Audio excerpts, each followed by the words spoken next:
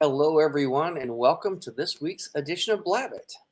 Blabbit's where we bring experts in their field so that we can ask them questions and learn interesting things for free.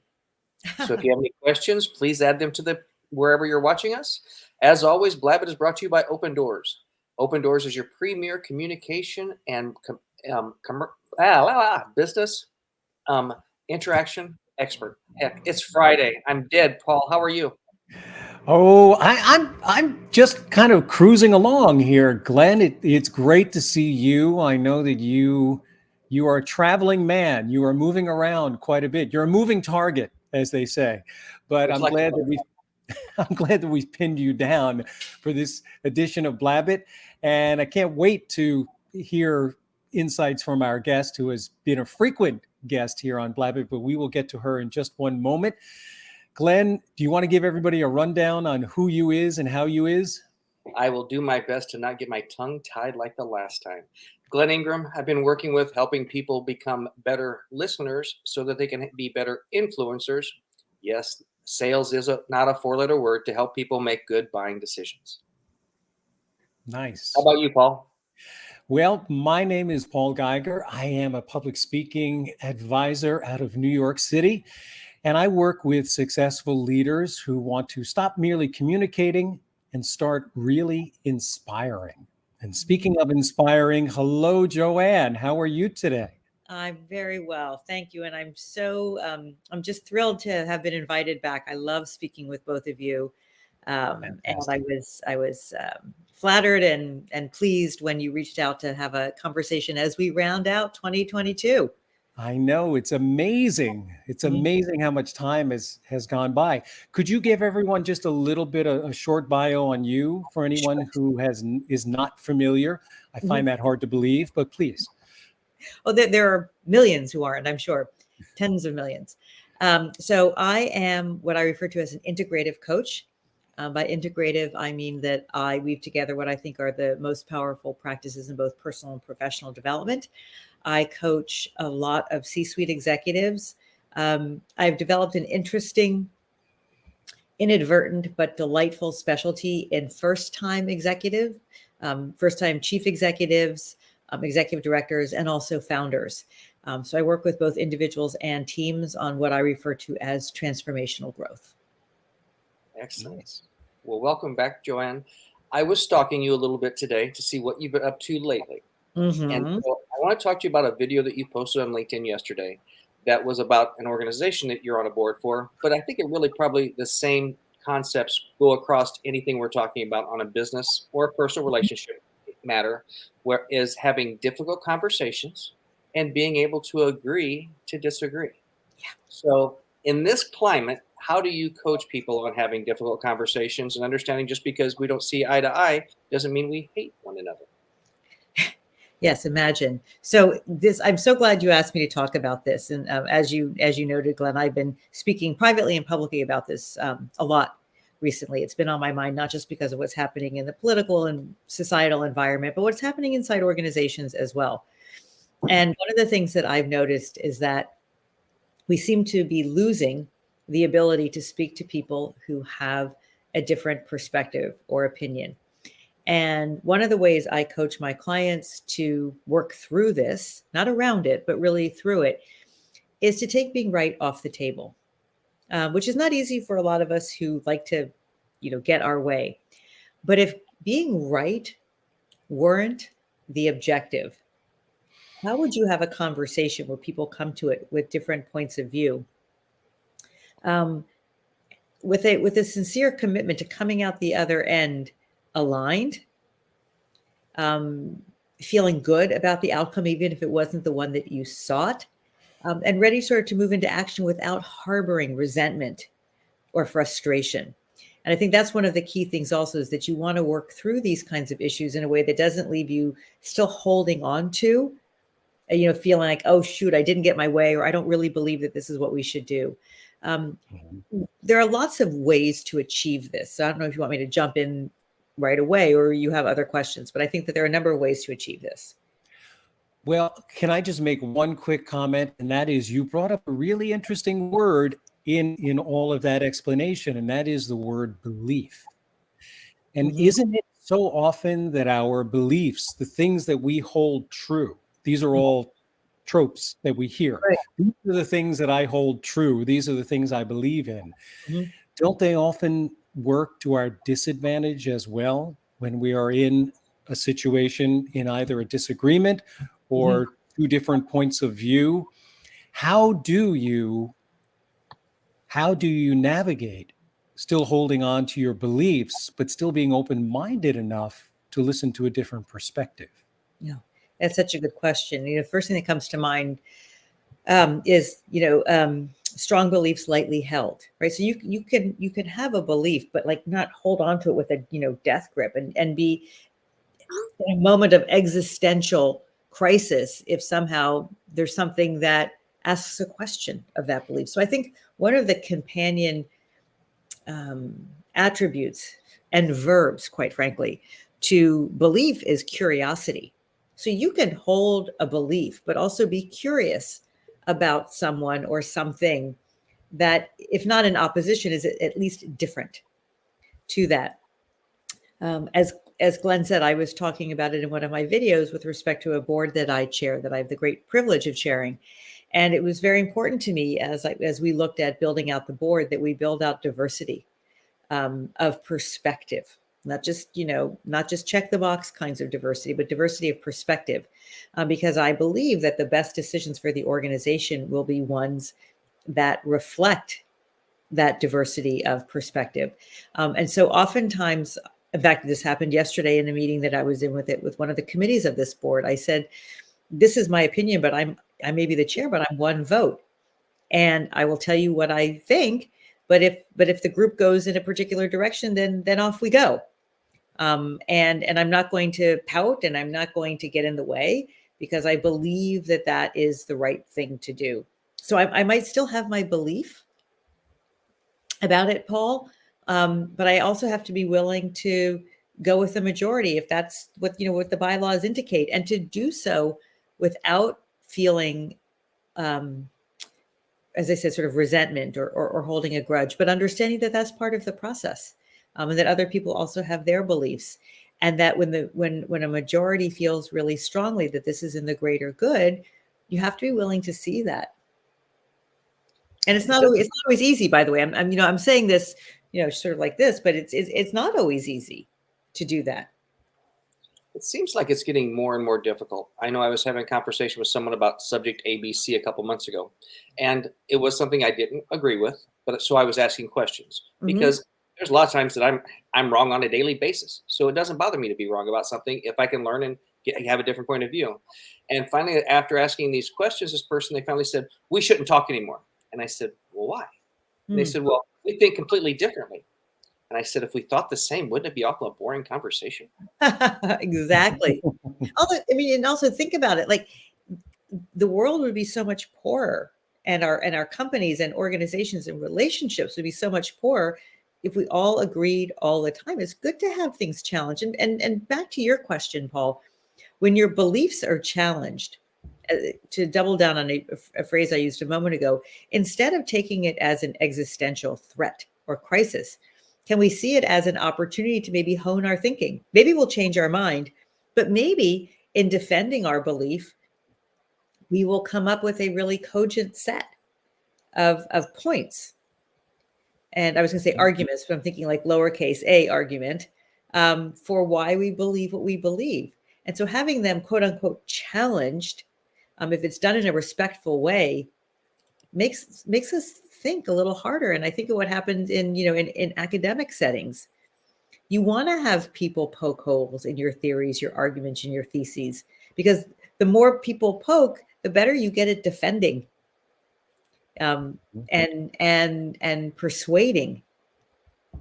As opposed to people who go, "Oh yeah, that's fine, Jay, I totally agree, no problem." Maybe there's something you've overlooked. So it's also a way of inviting in disagreement in service of sharper thinking.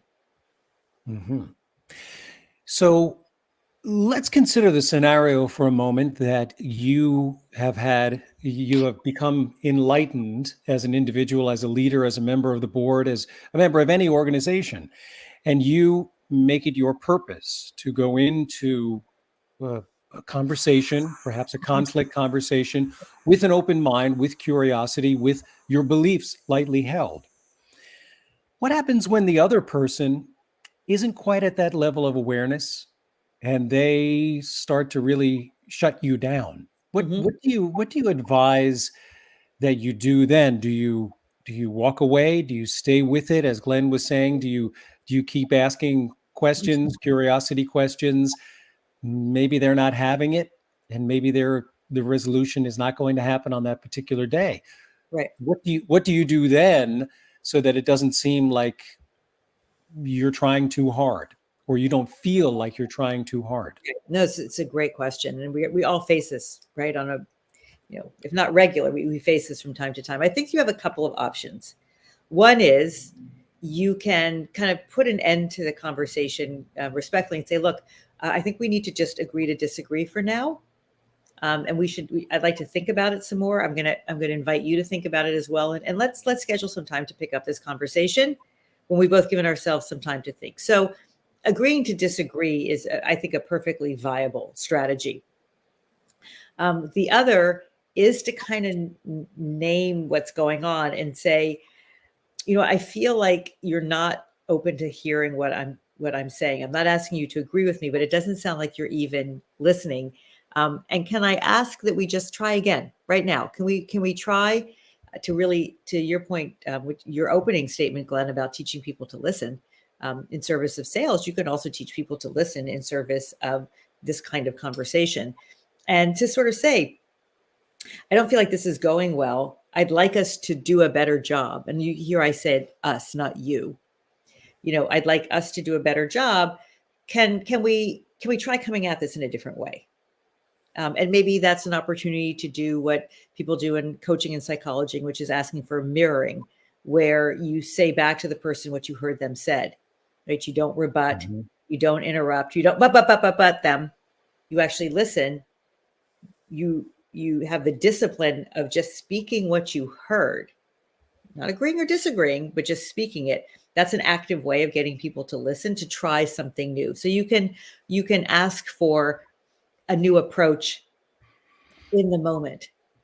And then I would say another thing to say is, look, the way you're speaking to me is making it really difficult for me to feel like we're going to get through this. And I'm just going to put a stop to it now. We may come back to it, but if you're feeling like really attacked, you can also say, I don't know if that's your intention, but this is the way I'm experiencing this. And I'm going to have to, just say, let's stop. That would be, I think, sort of the last resort, because that doesn't allow for continuation or doesn't commit to a continuation of the conversation. But if you're feeling unnecessarily attacked, there's no reason for you to stay in a conversation and be attacked, regardless of what the power dynamic is. And that's another thing I wanted to say. When there is a power dynamic at play, right? It's your supervisor telling you this. Or if you're a nonprofit leader, there's always a power dynamic with money if it's a donor, or if it's a board member and a staff person. So I don't want to be blithe about this. Power dynamics absolutely factor in for how much agency you may feel you have in the conversation. But I think every human being should feel that it's his or her right and ability to say, being spoken to this way is really problematic for me, and I'm going to ask if we can reschedule, because I'm not going to be able to bring my best self to this conversation. Well, along those lines, a lot of times if we're at an impasse, if we can't agree on something, isn't it just a better idea to let cooler heads prevail? Like you said, let's take a break for a moment. And then when you come back, do that reflective listening, like you said, do that validation, just kind of say, this is what we're talking about now. How do we kind of move forward? And maybe a different time, a different location or whatever will kind of help ease that, so you can have a better conversation if you're at that impasse. Absolutely. The other thing I didn't say a moment ago that I think is part of this, Glen, is I think it's also good to remind yourself and the other person or people what the goal is. Right. And so if you say, look, our goal is to decide on a strategy that will lead to revenue growth. Our goal is to make a decision about leading, our top candidate. Our goal is to, et cetera, et cetera. I'm using business examples here. when you say, okay, this is our goal, and you start with where you have agreement, right? Our goal is to, and then be a little detached from what that looks like. So if our goal is to settle on a revenue strategy for 2023, to go in with an open mind and, have your opinions perhaps or beliefs about what the best strategy is, but be willing to listen to others, because the goal isn't that it's my strategy that wins. The goal is that you have a strategy that is actionable and that is going to lead to success. And so reminding yourself and the other or others of that goal can sometimes help move through these bumpier parts. So as I said, I'm, in the middle of a CEO search, right? The goal is clear: to get an outstanding CEO, right? And we can all agree on that. And we may have some different opinions about who the best candidate is, but that's good, right? That's going to elicit lively and important debate. And people's, you have to, if you're really listening, you might hear something that you hadn't thought about. But keeping that laser sharp focus on what are we looking to accomplish together, I find to be very helpful. Now, you all know me, and our audience knows me as being the wordsmith, really being attached to certain words. And again, you brought up another word that I hear all the time that we are supposed to not use. And you were giving an example of, you don't but. Mm-hmm. Is it always a better practice to really consciously substitute the word but for the word and? Always. Is that the simplest diffusing device that we can give to our listening audience right now? Yeah. You don't want to be a no but person. You want to be a yes and person, even if it's the same idea. Well, what about this? Let's mix and match. How about, it sounds wonderful to be a no. I mean, does not sound wonderful to be a no but person. Wonderful to be a yes and person. Can you be a no and person? You can, but I don't think it's as powerful. So yes. Well, yes, but sometimes you may. Right. But yes, so yes, you can be. I mean, yes, but I just don't like but in general. I think that's where I'm Right. I'm getting a little stuck, because I think but is a negating word. If but's getting in the way, how about or? Or, now there's a good one. That there's a middle ground. Right. All right. Or, right. I Ever the think compromiser. I think that anything that verbally and linguistically indicates that you've heard and you have a difference of opinion. Right. That's why I like and, or maybe or. Yes, no, or we could look at it this way. Right. Right. So I think, thank you, Glenn. I think or is a good one. It's just that the but is, when I hear but, it's like when somebody says, oh, just kidding. When they've said something and like your feelings were hurt or something. Oh, I don't think it's just kidding. Well, no, there's some truth in there. I feel like but energetically has that same sort of negating somebody. Well, it negates everything that comes before it. Yeah, exactly. It really does. And so it's not, and you don't feel heard. You don't feel heard, or you don't feel valued. Like, I can value what somebody says, and I can value them as a person, even if I don't agree with them. Well, and in some of these conversations, can't it come down to, again, old sales technique? You never say no. We could say that may be difficult, but how about if we can do A or B? So you're giving an option. You're not saying no, you're acknowledging and bypassing. Yep. I think absolutely. It's like, I do a lot of coaching of teams that work in media and journalism. Much of the coaching that I'm doing in a number of programs is around helping people think about accessing philanthropic support for journalism, which is becoming more and more prevalent, whether an organization is set up as a traditional nonprofit or perhaps a for-profit media company. And so one of the things I've been talking to the leaders about, who I coach, is when no is no for now.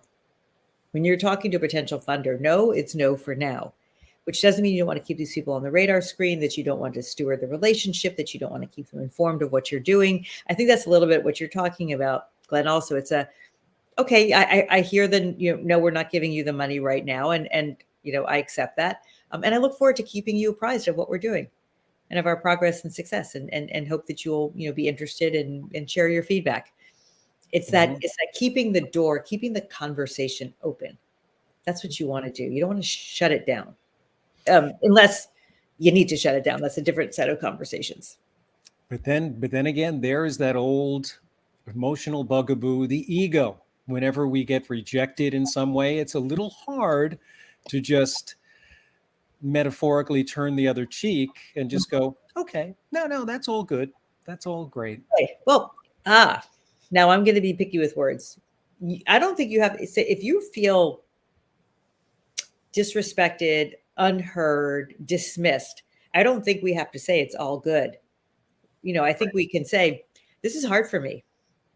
This is hard. This is hard to hear. I'm listening, but it's difficult.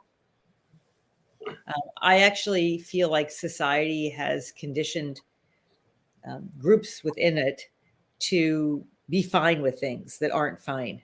And I would encourage people not to be. Well, and that's, look, I said, I remember, going back 20 years now when I was a managing director at an international NGO. And so I reported to the executive director, who's the CEO. And I said to him, I will always tell you what I think. You're paying me well, and, I'm senior. I will always tell you what I think. But if you decide to go in another direction, I'll carry it out, right? That's my job. So I'll be honest with you, but I will go out and do the work. So that's different than what I just said. That's understanding that sometimes our preferred way of doing things doesn't win the day. It's going to happen. And how we move forward after that, I think, is really, really important. Well, and don't you think the importance of acknowledging that I don't completely agree with this, but I'm going to go along with as a team player, especially if it's a multi-phase negotiation, is going to give you a little bit more weight the next time if they don't agree in the quid pro quo. I didn't agree with this thing, but I went along with it. I really think we need to go that way. That way you're using the law of reciprocity a little bit. Absolutely. Absolutely. It's also making me think, I don't know if this is necessarily the scope of this conversation, but you guys always get me thinking when we were talking. There is no scope. We go all over the place. Go on, Joanne. If your preferred path doesn't win the day, and the group moves forward, I would say my other word of unsolicited advice is, don't go relitigate that over and over again. That's different than what you just said, Glenn. But that, like, the relitigating. Well, as I said, this wasn't the way I wanted to do it. Yeah, not going to win friends and allies that way. So you also have to be willing to let go a little bit as well. Nobody likes a relitigator. And unfortunately, as much as we think we should, we don't win every one of these. We just don't. And that's just the way it's going to be. It happens in our personal life. It happens professionally. It's not going to win the day. And depending on the kind of environment in which you're working, that may happen more often than less. I mean, there are very few roads out there that are straight. They always have a turn or a curve or something. So if you can't roll with the punches, you're probably going to be setting yourself up to fail, don't you think? Absolutely. Getting good at disagreement, Glenn, I think, is incredibly important. It's a part of life. And I am as conflict averse a person as you will ever meet. So it's kind of ironic that I'm sitting here talking to you, but I've had to get good at it, because you can only avoid so much. And at some point you're avoiding it to your own detriment when you have to actually have the difficult conversation.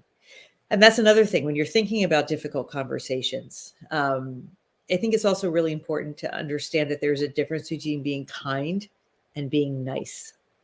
Nice is could be a little bit fake, whereas kind often comes with more honesty.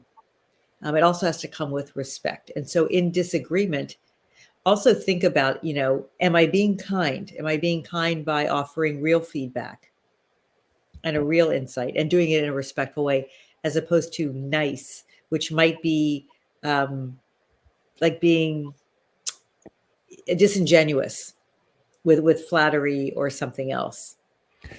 Well, that's interesting because in terms of if we hold on to the need to be right, then there is that responsibility or that perceived obligation Mhm. that we have to come up with the answers or we have to come up with a rebuttal. Whereas I am absolutely in agreement with you, Joanne, in terms of put your curiosity right out there. Right. Use the language of what if we considered, or Mhm. let's stop for a moment and think about this, or okay, Right.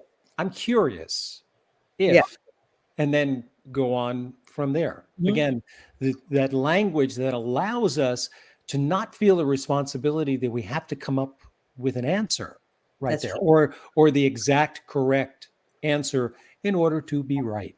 Right. Exactly. And I would say there's another angle, literally angle. I'm thinking of like angles in a room of that where I had a conversation with somebody who was feeling very kind of attacked. Um, and it was painful for this person. And I understood it. And was going on and on about the attacks. And then I sort of stepped back and I said, why do you think it's happening? It redirected the conversation. As it, I was like, well, I hear this and it is painful.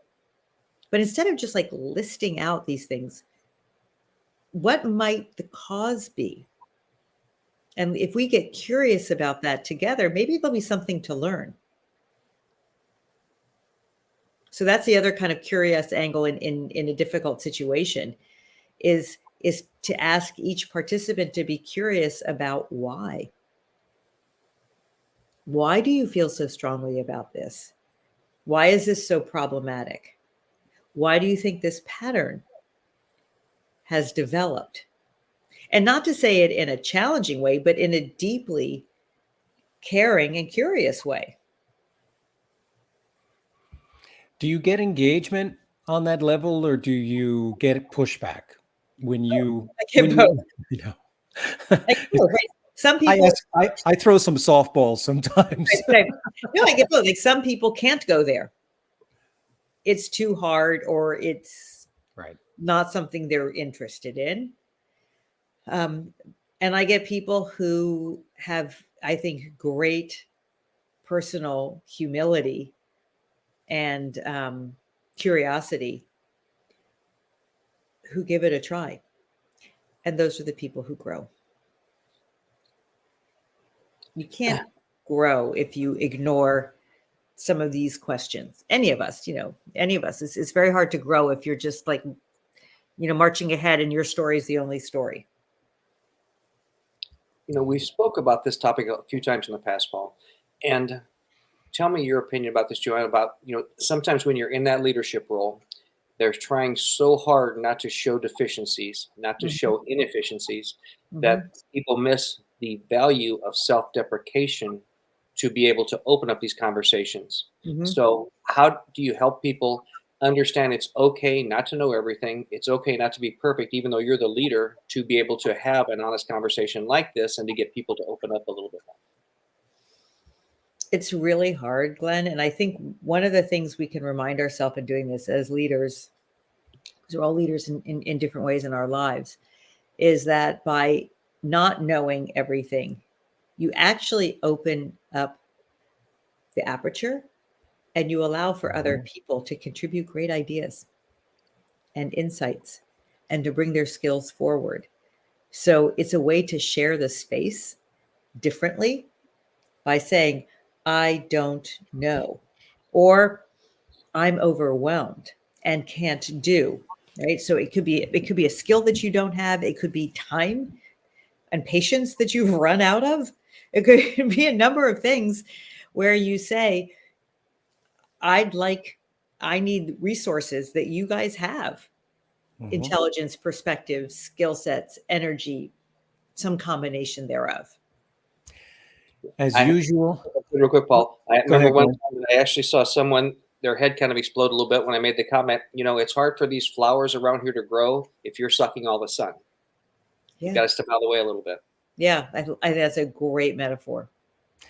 Now, as usual, I am the useful phrases man here on BLABBIT, and I'm going to tie together what Glen said and what Joanne said in terms of tapping into I believe everyone has an innate helpful nature that it can feed into a listener's ego that they're being asked to help. But I also believe in terms of our nature that we want to consider ourselves to be helpful people. So one of the phrases that I love that ties together what both of you said is, I need your help in understanding this, whatever it might be, whatever it might be. Just, I need your help in understanding this. And then you go on to describe either what the problem is, what their perspective is, your hesitancy about adopting some idea. It could be any of those things, but that opening phrase, I believe, is very disarming. I love it. I absolutely love it.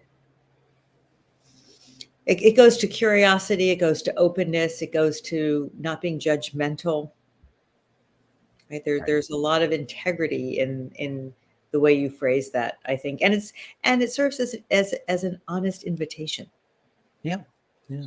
And it's so interesting if you change a couple of words, if you happen to step the wrong way and say, I don't understand. As soon as you start that way, it sounds like I didn't listen. If you say, I didn't understand, I need your help in understanding is so much better than saying, I don't understand, because it just seems like you're already putting up a wall.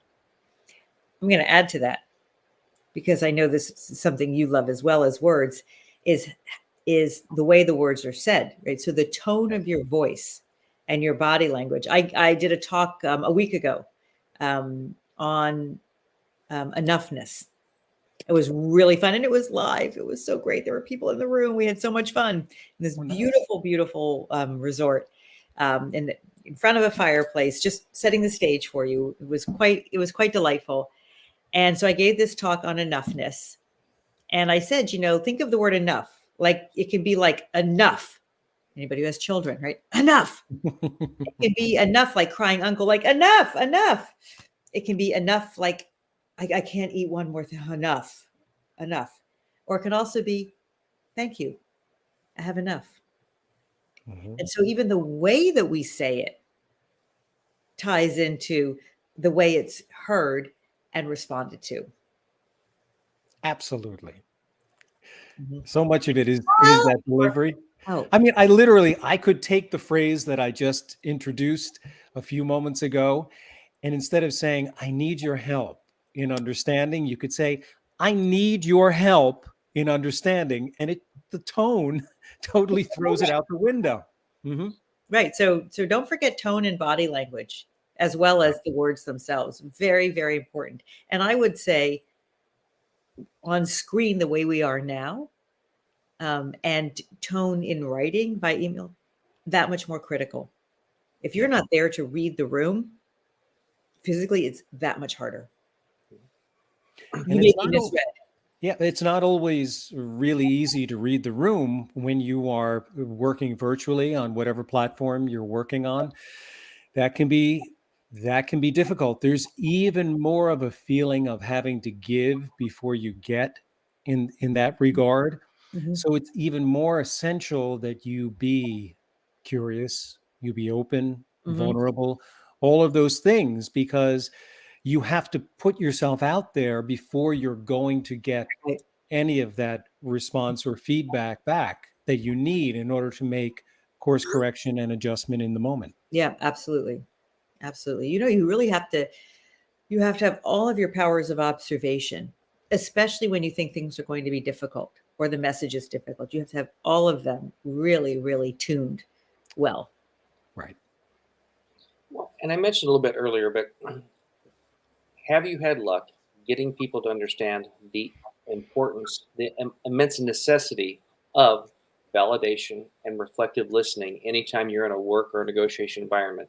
So just by, again, understanding what they're saying, having them understand that you understand what they're saying will get you so much further in negotiation than just not doing that?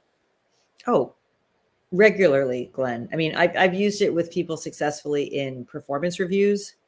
I've used it in co-founder negotiations.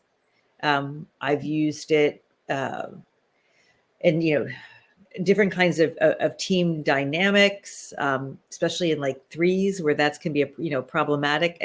I've seen it work in so many different ways. And I go back to what I said a couple of minutes ago. It's really important in those situations to state what the goal is and to make sure that everybody's got the same idea of what you're driving towards, because then you can always go back to that. Remember, guys, this is what we're here to talk about. This is what we're here to achieve together. Mm-hmm. And to continue to come back to that is very, very useful. The other thing is another approach or technique. I was thinking about this. So I just mentioned performance reviews, and for a number of people who might be listening, this is performance review season, as well as eating, drinking, partying, and present season. It's also performance review season for people whose fiscal year is the calendar year.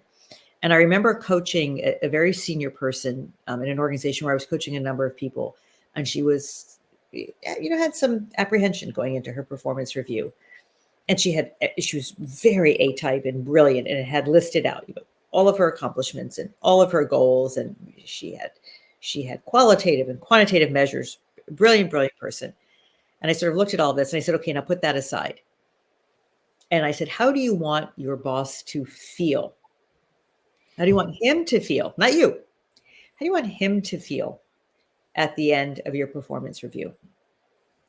Right? Different kind of a question. And she said, I want him to feel that I'm on his team. I said, great. So when you go into the conversation, remember that. You've got all your points here. That's fine. But when you choose the words and the tone and the things that you're going to emphasize, make sure that you are pointing those things towards your goal of having him feel that you're on his team. And, I wouldn't be sharing this. I would say it worked really well for her. And I said to her, you have to text me afterwards and tell me how it went. And she did. But that's another piece of this. So that's not conflict necessarily or disagreement, but it's certainly a fraught interaction.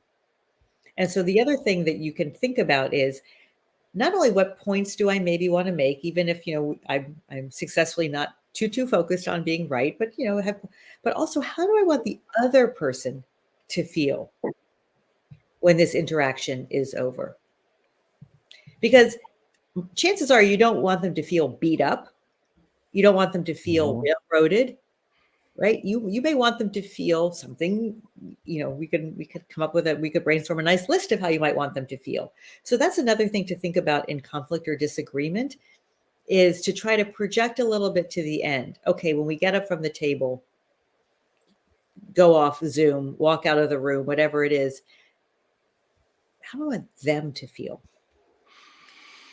So when you're doing this type of conversation, and I learned this from one of those seminars with this big type sales speaking person 20 some years ago, it's amazing how much better your outcome becomes when you just simply have an agenda. This is what we're looking to accomplish.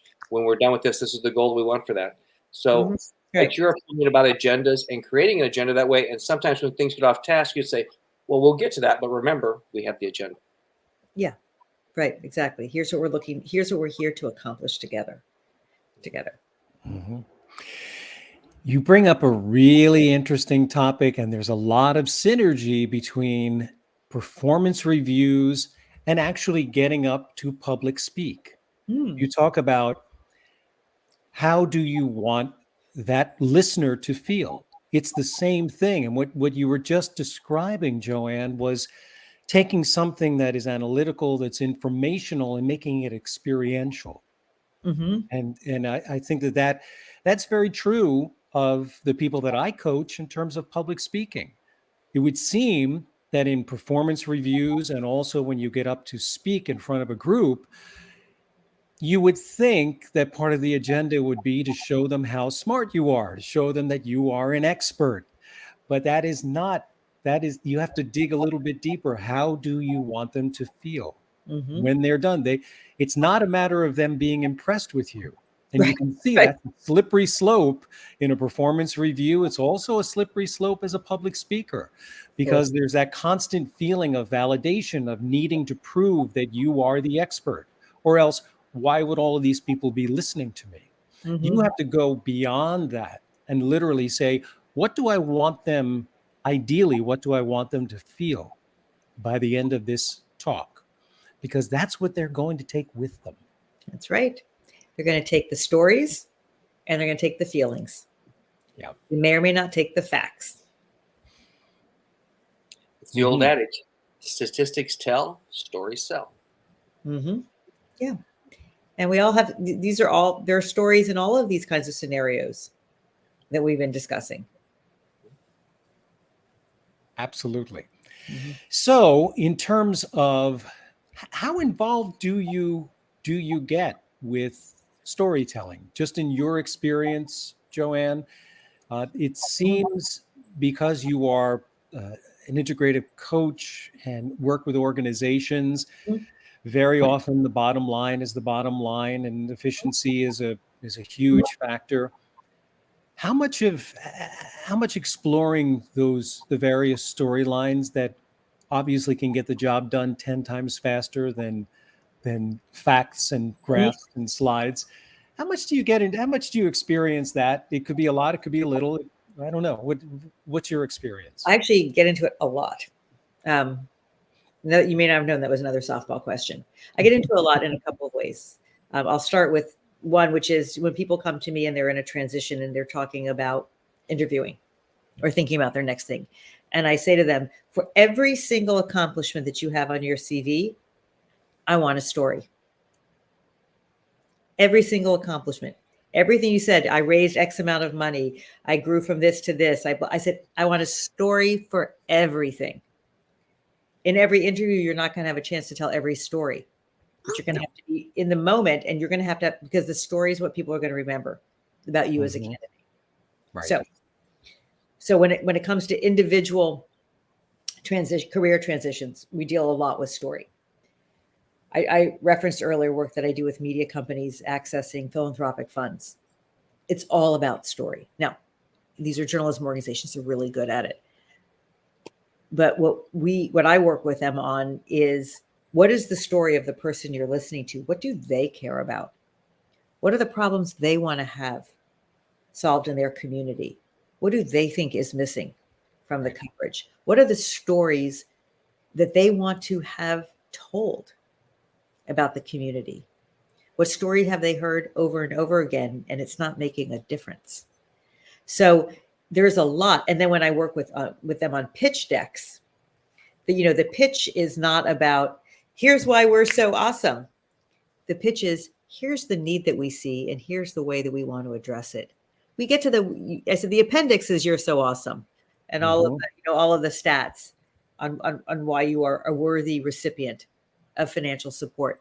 But the story that you start with is, here's the problem that I see in the community, and here's the way I want to go about addressing it. So storytelling has a large place in my work with teams and in my work with individuals. And the other thing I would say is to invoke the great and awesome Brené Brown with her framework of the story I'm telling myself when I'm working with leaders or others, and particularly people in conflict. I ask them to be honest about what story they might be telling themselves about a situation, and then to find out if it's true. And I appreciate that so much. I've been involved with a nonprofit in kind of inner city youth in Omaha, Nebraska for years, even though I'm not living there. And it's, I think, interesting when you can not just tell kind of the overall story. The little statistic that really stood out to me was when they helped young kids get play sports, no fees, to get off the streets, and maybe find out that there are some people in law enforcement that are okay. Just the statistics that you saw 5 years, 8 years later. So where I said stats tell and stories sell, this stat was a story that I tried to tell them they need to emphasize more because you're improving your community by these statistics. Right. Well, in that case, the statistic is in measurement of impact. Mm-hmm. Right. And so if you say, you know, the impact we're having is supported by these numbers. So numbers alone may not do it, but numbers with a narrative, well, you know, then you got gold. Mm-hmm. Mm-hmm. And isn't it true anytime you hear a story or you hear something and in your mind you may say the words, well, that makes sense. It's not actually logical. Now, is it? It's Mhm. almost always emotional. Yeah. When you say that makes sense, what you're really saying is that feels right to me Hmm. when I Right. hear that. And it may feel right because you've had a similar experience. Right. Or that You feel right. rings true because of what you have seen as a person, as a professional. Or depends on what the setting is. Mhm. But I think that, you know, that story is it's everywhere. And if we can think of ourselves as storytellers, then to go back to a little bit where we started the conversation, you know, in conflict, when you're in disagreement, let's not say conflict, when you're in disagreement, have you already told yourself a story about the other person's perspective? Like, have you already written off their story? Maybe. Oh, yes, the anticipation, it comes under the guise of, I need to be prepared. Right. But in actuality, what you're doing is you're playing out the story before it plays. That's right.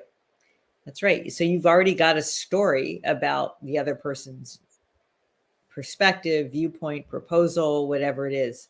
Mhm. Part of the challenge is to say that my story may or may not be true. Maybe it's true, but also maybe not. And I'll give you an example of how I use this in coaching. This goes back many years. Early in my coaching career, I was coaching an extraordinary client. So just warm place in my heart for her. And she was a very senior person in a New York City based not-for-profit organization. And she told me that she didn't feel that her board really saw or understood or appreciated the work that she did. And it wasn't like a woe is me. It was more just like an observation. I just don't think I don't think they really see me. I don't think they really understand the work that I'm doing and kind of the challenges that we're facing here day to day. So I said to her, okay, here's your homework for the next week. This is Heyman Partners kind of homework. I said, I want you to go out and I want you to find 3 pieces of evidence that you're wrong. Just 3. So I just want you to be alert to them. I'm not asking you to go to create anything. I just want you to be super observant and see if you can find 3 pieces of evidence that that theory that you have just articulated to me is wrong. She's like, okay, I'm game. And I swear I'm not making this up. She went downstairs later that day. She went out on the street. She happened to run into a board member in the neighborhood in which the office was. And the board member said to her, you know, I don't know if we told you this, but you are doing an unbelievable job. Now, I really am not making it up. It's a little manifesty, so I know we're going to go there. But just being able to say, here's the story I've got. And I'm just going to now be really curious to see if there is a counterfactual. And I'm just going to be open to hearing it or seeing it if it shows up. So sometimes it really is that simple. Not always, but sometimes. Mm-hmm. That's wonderful advice to break out of the cycle of the stories that we tell ourselves. Mm-hmm. Yeah. Yeah. And to do it, you know, as I've just tried to, was like with some humor and say, like, Mm-hmm. just entertain the possibility. Maybe there's another version of this story that's out there that you're not aware of.